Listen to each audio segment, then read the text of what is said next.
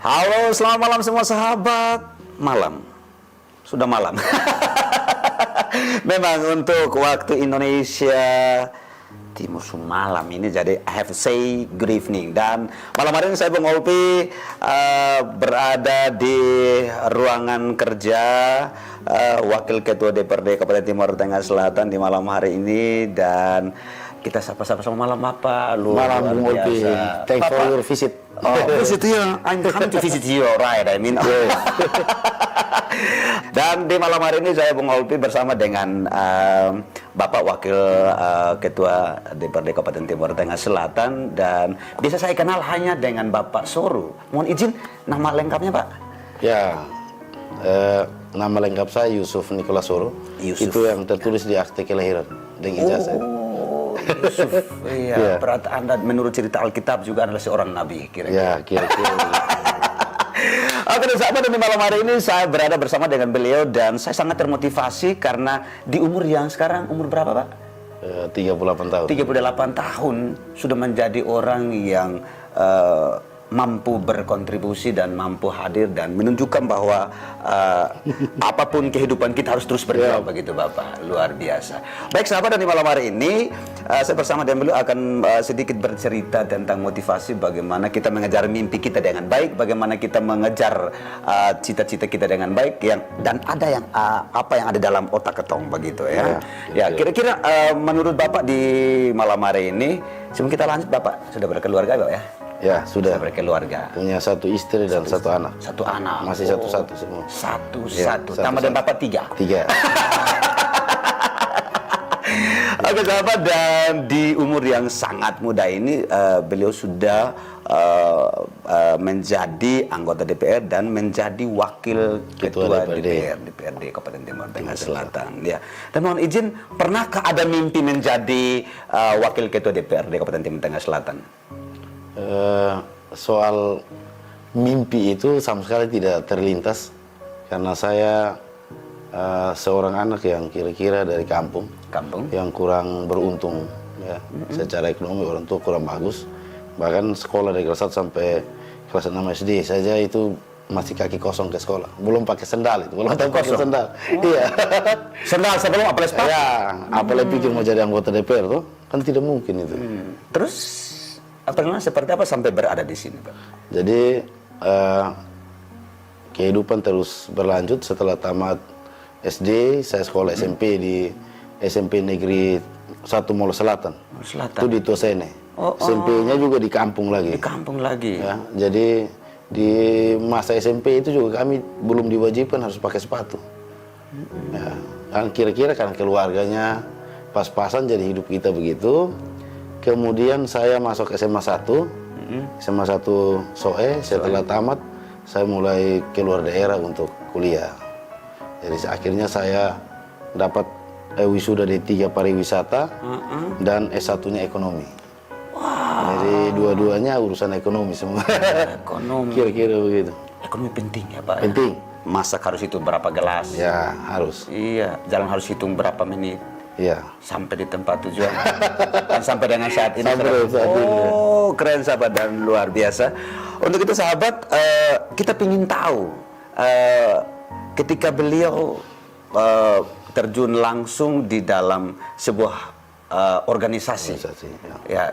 Dan bagaimana caranya sampai bisa harus terus memotivasi diri Bapak menjadi seorang anggota DPR. Motivasinya apa Bapak? Ya. Jadi sejak kuliah saya tergabung di organisasi kemahasiswaan namanya GMNI, Gerakan Mahasiswa Nasional Indonesia. Harus terus berdiskusi, terus memberi pikiran-pikiran positif kepada berbagai kalangan termasuk pemerintah. Setelah hampir mengakhiri waktu kuliah, saya mulai masuk partai politik. Jadi 2008 bulan Agustus saya masuk partai politik. Saya wisuda baru Desember 2008. 2009 itu pemilihan umum. Saya salah satu yang terpilih jadi anggota DPR dan dilantik jadi anggota DPR bulan Agustus tahun 2009. Ya, kira-kira waktu itu umur saya 24 tahun lebih. Bulan 4 ke 25 tahun, kira-kira begitu. Kira-kira yang sangat mendasar untuk Bapak seperti apa untuk menjadi seorang ketua Jadi, DPR? Tadi kan motivasi. Iya. Sekarang yang menjadi dasarnya untuk menjadi seorang DPR itu seperti apa, Bapak? Jadi anak muda masuk ke dunia politik itu juga tidak begitu menarik. Karena kita terpaksa harus dewasa. Dewasa. Kan anak seusia 20, saya caleg usia 23 tahun kira-kira, mulai masuk politik dan mencalonkan diri. Nah ini paksa dewasa di usia muda ini juga tidak keren. Tidak keren. Karena anak muda itu masih main, yang sekarang masih main PUBG, Mobile Legends, gitu. Terus sekarang ini yang terbaru masih main apa? Knock-knock, ya, knock-knock ya. Knock yang bahasa kerennya Ya, lato. lato. Nah, kami yang sudah ambil sikap di politik kemudian tidak bisa menikmati masa-masa itu. Karena semua, apalagi setelah jadi anggota DPR, sikap dan tingkah laku itu kan kemudian diperhatikan oleh publik dan seperti itu.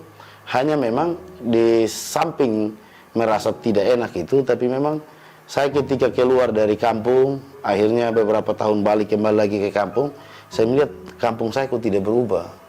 Selain kampung saya, daerah-daerah sekitar satu kecamatan itu juga tidak mengalami perubahan yang serius. Yang mulai berpikir bagaimana memperjuangkan perubahan di kampung.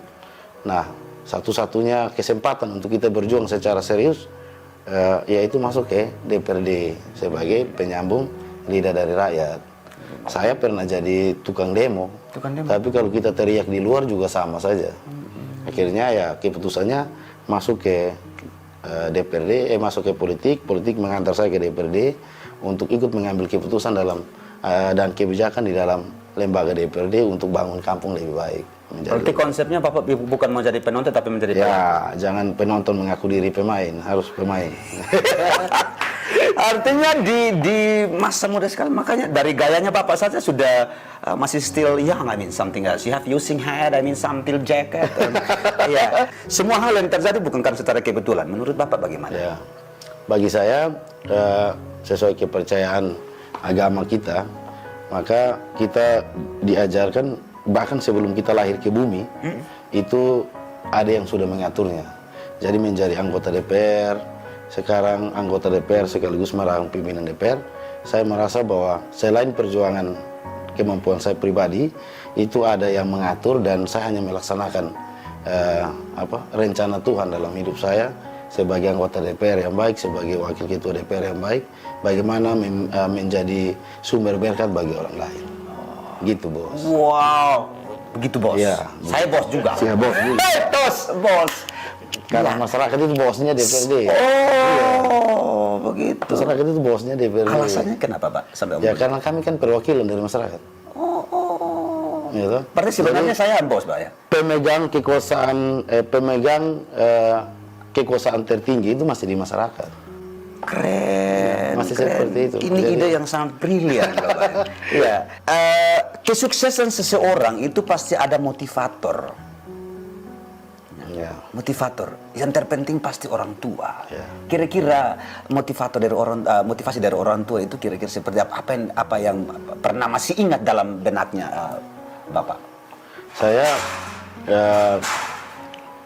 kebetulan Bapak itu mantan kepala desa, almarhum itu mantan kepala desa. Melihat profil dia, kegiatan dia setiap hari sebagai pejabat di desa, itu juga menarik untuk memotivasi saya untuk bermimpi menjadi seperti itu. Bagaimana memberi jalan keluar kepada masyarakat yang sedang susah dan seterusnya. Bagaimana mengambil keputusan dalam situasi-situasi sulit. Itu kemudian menjadi motivasi untuk saya ada di dunia politik sekarang. Saya terharu loh, Pak. Begitu. Saya terharu. Jujur, saya terharu karena Bapak sudah meninggal. Ya, mungkin. Almarhum sudah berapa tahun, Pak? 2019. Tapi masih berjuang sampai menjadi seorang yang berhasil, itu luar biasa. Artinya bahwa kita, kenapa saya bertanya seperti ini Bapak, karena Bapak mati hilang kehormatan, Mama mati hilang kasih sayang. Tetapi bagaimana Bapak mempertahankan itu menjadi seseorang? Ya, beliau sudah mendidik kami dari mental yang luar biasa, jadi saya pikir itu kita tetap bisa bertahan, tetap bisa memotivasi diri untuk tetap bertahan dalam situasi tertentu. Wow, keren sahabat. Mohon maaf saya tanya Bapak, karena saya ketemu Bapak sendiri. Mohon izin saya tanya dulu, sahabat kita ingin tahu dulu beliau punya berapa bersaudara, coba Pak? Jadi totalnya itu 6 orang, tapi kami punya saudara angkat yang sudah dianggap saudara sendiri, diperlakukan seperti saudara sendiri. Jadi anak di rumah itu kami total 12 orang, pas satu lusin. 3, 4, 5, 6, 7, Ya. 12. Dan alhamdulillah Bapak bisa kasih kuliah kami semua. Keren, itu luar biasa, hebatnya orang tua. Keren, hebatnya orang tua itu. Tapi kita ngopi dulu ya. Oh, Boleh. penting saya, sorry. Bapak pertanyaannya terlalu serius, saya juga agak ribet. Tiuntang. Ya, mohon izin sahabat, kami minum dulu.